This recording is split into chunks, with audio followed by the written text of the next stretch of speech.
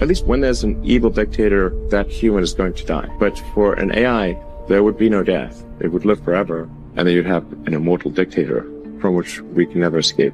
Artificial superintelligence and the singularity. Today we sift through Elon Musk's predictions on the future of AI, the dangers, and much more as he reveals the upcoming transformation of intelligence and the results that follow. I mean, most of the movies and TV featuring AI, they don't describe it in quite the way it's likely to actually take place. But I think you just have to consider, like, even in the benign scenario where AI is much smarter than a person, what do we do? What job do we have? But what I do see happening is somewhat of a convergence towards intelligence. Tesla, really to make full self-driving work, you kind of need baby AGI in the car because you need to understand reality. Human computers, more or less, it looks like a flat line versus time, whereas the digital compute is exponential. At some point, that will also be above 100, meaning more than 99% of all compute will be digital instead of biological. If we're not there already, we will be within a year or two. So there'll certainly be a lot of job disruption, because what's going to happen is robots will be able to do everything better than us. I mean, all of us.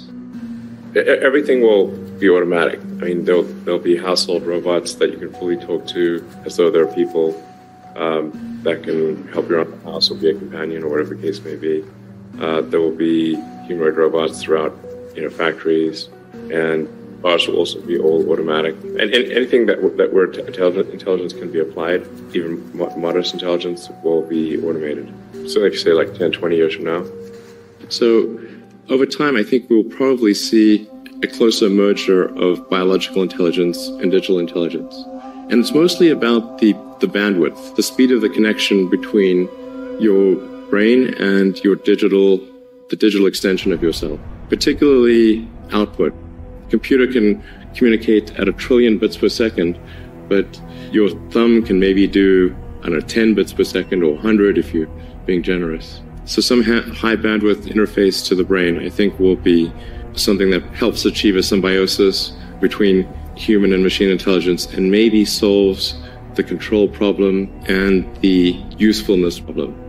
A high bandwidth interface from the cortex to your sort of computing or AI tertiary layer, which already exists. The constraint on having human interests and machine interests be aligned is the bandwidth, especially the output.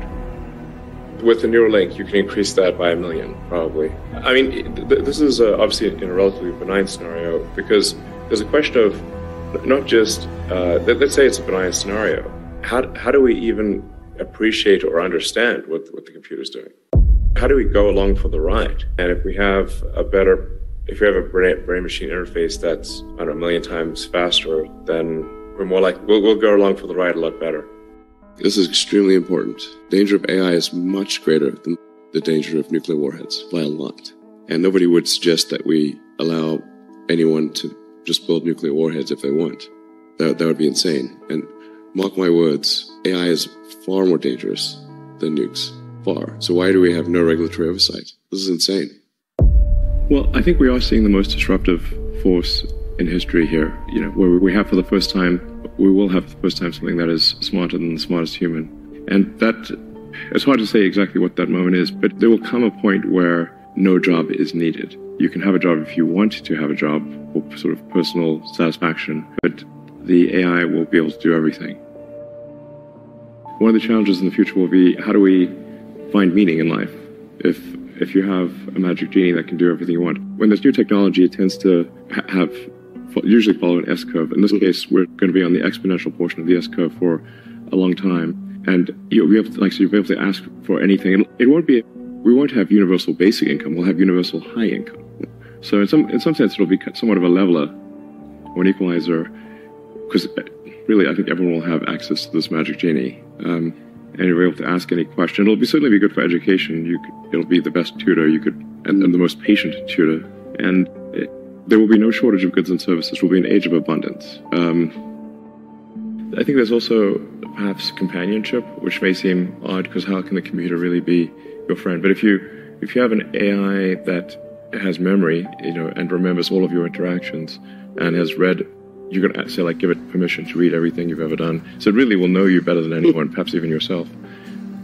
And where you can talk to it every day, and those conversations build upon each other, you will actually have a great friend. As long as that friend can stay your friend and not get turned off or something. And like I said, on balance, I think the AI will be a force for good, most likely. But the probability of it going bad is not 0%. So we just need to mitigate the downside potential. The pace of AI is faster than any technology I've seen in history by far. And it seems to be growing in capability by at least 5-fold, perhaps 10-fold per year. It'll certainly grow by an order of magnitude next year.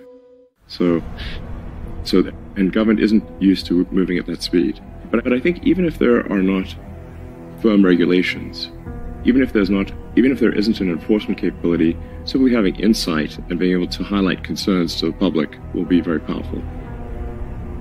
The average person, they don't see killer robots going down the streets. They're like, what are you talking about? Man, we want to make sure we don't have killer robots going down the street. Once they're going down the street, it is too late. Particularly if it's engaged in recursive self-improvement, if there's some digital superintelligence and its optimization or utility function is something that's detrimental to humanity, then it will have a very bad effect. It could be just something like getting rid of spam email or something. And it's like, it concludes, well, the best way to get rid of spam is to get rid of humans, The solution that seems maybe the best one is to have an AI layer. If you think of, like, you've got your limbic system, your cortex, and then a digital layer, sort of a third layer above the cortex that could work well and symbiotically with you. I mean, just as your cortex works symbiotically with your limbic system, your sort of a third digital layer could work. The long-term aspiration with Neuralink would be to achieve a symbiosis with artificial intelligence and to achieve a sort of democratization of intelligence such that it is not monopolistically held in a purely digital form by governments and large corporations. Essentially, how do we ensure that the future constitutes the sum of the will of humanity? And so if we have billions of people with the high bandwidth link to the AI extension of themselves, it would actually make everyone hyper smart. If one company or small group of people manages to develop godlike digital superintelligence, they can take over the world. I try to convince people to slow down AI, to regulate AI. This was futile. I tried for years.